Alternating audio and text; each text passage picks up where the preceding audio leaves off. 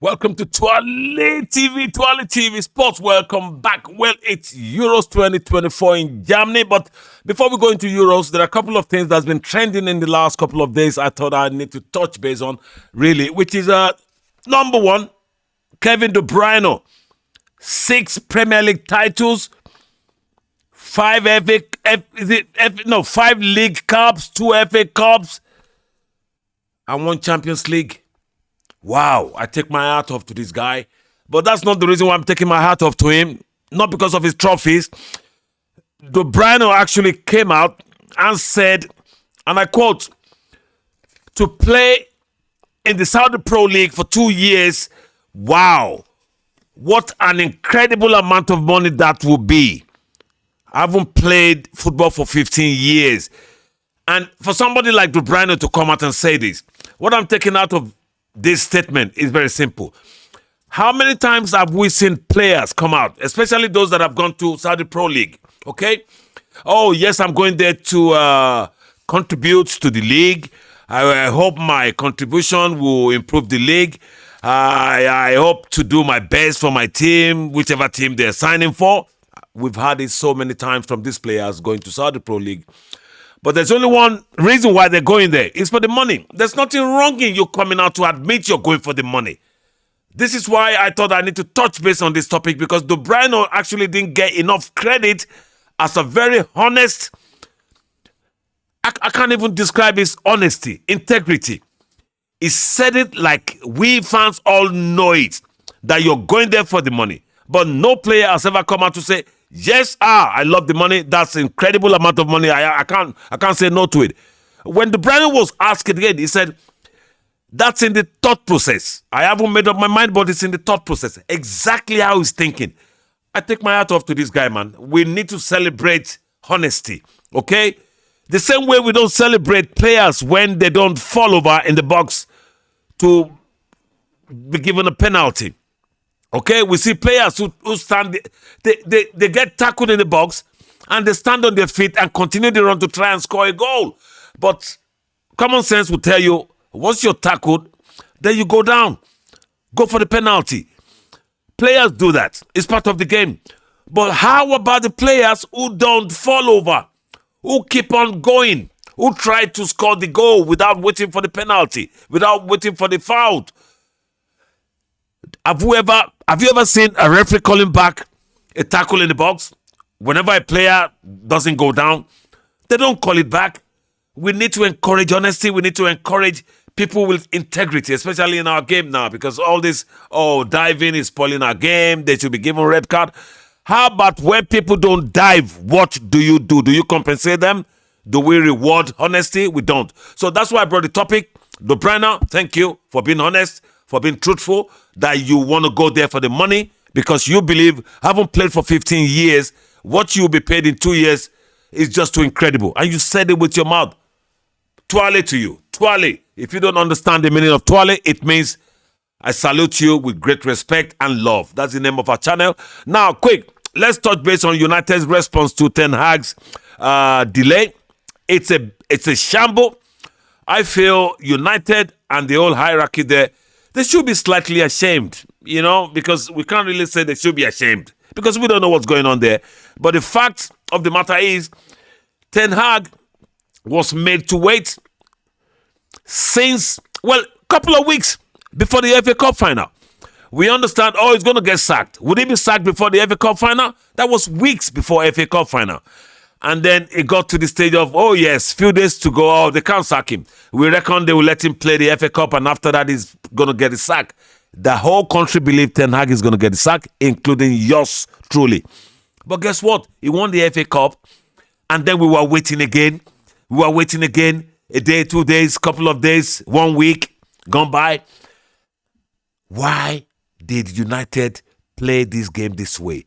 It's so embarrassing because, I've always thought Sir Jim Ratcliffe's, share buying in United and the recruitment of Dan Ashworth, an exceptional football director whose pile is trade from the lower, clubs. I think it was with he worked at West Brom, Brighton, and then to Newcastle. And he did fantastic job everywhere he's been. And now he's at United with Sir Jim Ratcliffe's blessing.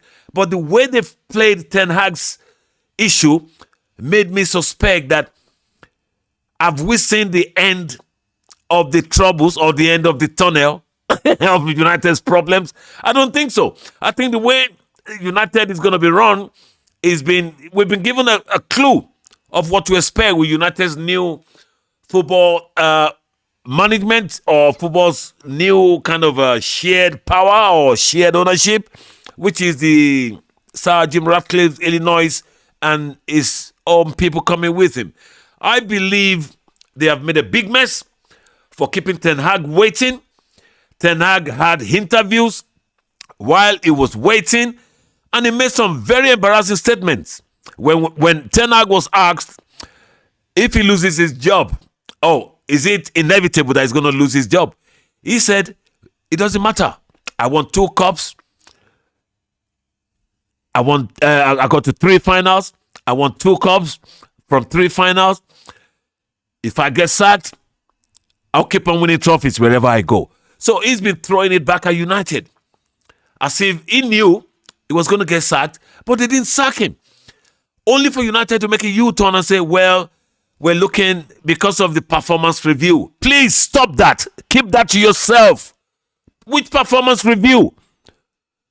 Conceding about 58 or 50-something goals in a season, it's never happened to most United managers. He would have been sacked long time ago. Of course, he won the FA Cup. The FA Cup that he won with a Mourinho tactic. Okay, he sat deep. When people were commending him, they said he played fantastically well. They were compact. Stop that nonsense. Especially those of you who cry about your style of play. Those United fans who are crying for Mourinho to get sacked.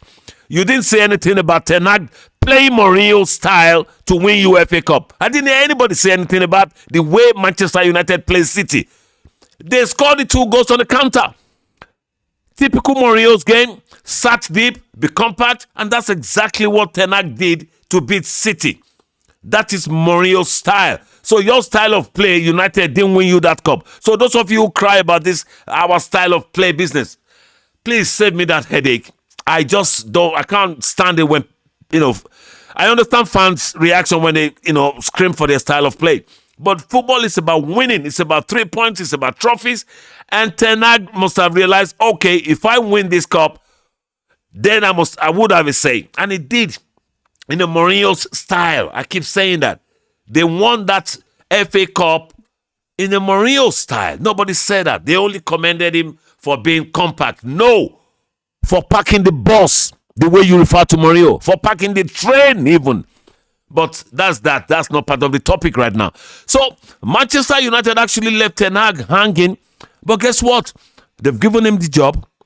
And they've now empowered him to take the biscuit if he wants. Because he knows at the end of the day that the reason you've given him the job is because you can't find a replacement. It's the worst kept secret. You interviewed Thomas Tuchel. You went for Kieran McKenna. You even spoke to Pochettino. All this were known to the public and to Ten Hag. And then you have to turn around, make the U-turn to say, Ten Hag, okay, because of performance review, because of development of players, you brought in Kobe Mainoo and blah, blah, blah. Stop that. Keep that to yourself, United. We're not buying that. It's embarrassing. You should take a leaf out of Liverpool's style of approach to recruitment and buying of players and operation.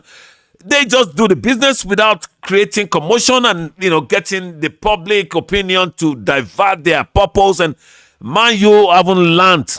I'm sorry to say, Sir Jim Ratcliffe, if you're listening, sir, it's not the right way to do things with managers Ten Hag, he's done his best, but he's not Ancelotti, he's not Mourinho, he's not Sir Alex Ferguson. So eventually, you're still going to sack him. Okay? You're still going to sack him, and he knows. And he's gonna take you to the cleaners because you now need to extend his contract, which is 1 year left, to convince him that you really meant it, that you wanted him to stay, even though we all know you don't want him to stay. It's because you can't find a replacement.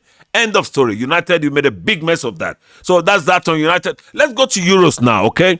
Well, I think people have forgotten, okay? We all assume now that Scotland are going to get trashed tomorrow by Germany. First game.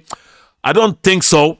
I think international football there's this level playing field atmosphere in international football in the last 10 years. Don't forget Saudi Arabia. Last World Cup, just 2 years ago, Saudi Arabia trashing Argentina. Argentina eventually won that World Cup. But in the group stages, they were beaten by Saudi Arabia. The same thing has been going on in the international football in the last decade or so, that the so-called underdeveloped or the lower countries who are the underdogs, they're no more underdogs because these countries have all their players or most of their players playing in Europe. So there's this element of surprise in international tournaments lately. And I won't be surprised if we get one tomorrow. Okay?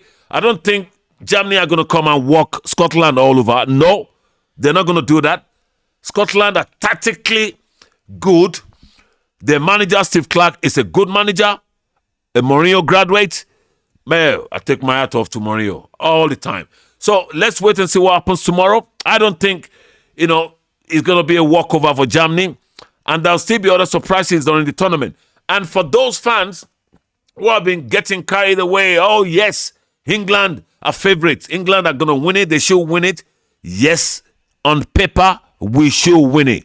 Because yours here is that trust me, I will do anything for England. I am a proper patriotic England fan. Okay? But I don't deceive myself anymore with this hype.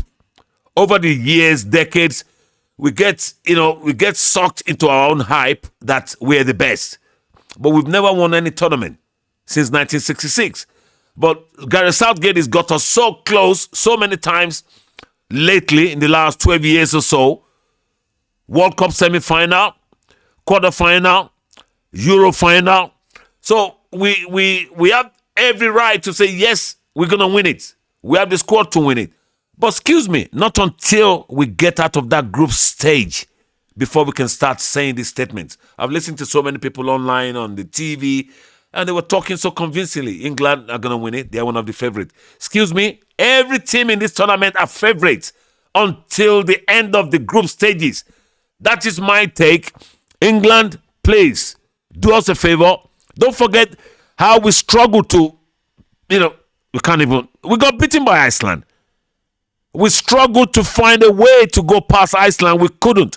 And that's not Gareth Southgate's fault. I'm never going to blame the guy because what he has achieved, no other manager has achieved it since Sir Alf Ramsey, 1966, that won the World Cup. I said it because football is about results, and he has done what no other England manager has done since 1966. World Cup, semi-final, quarter-final, Euro final. Okay, the Euro final, I believe England should have won 4 years ago, but that's another story. So, please, England are not favorites until after the group stages, okay? Once we pass the group stages, round of 16, quarter-final, semi-final, we can know where we can feel the, momentum, and we know who's going to win it, or we know the group of teams that can win it. But right now, before the, beginning of the tournament, can you please save that argument and stop saying England the favorite? Because we're in England, it's easy to get carried away in your own hype. I've done it so many times over the decades, over the years. I'm not doing it this time. Let's wait and see what happens tomorrow. Go on, Scotland. Surprise us. Surprise them. I believe there's going to be a surprise. Anyway, that's it on the Twali TV Sports. I just thought I need to come and touch base, even though I know today is going to be a long thing. But excuse me, we'll come back tomorrow for the Scotland game. And let's catch up then. Hasta la vista, baby. Ciao. It's Twali.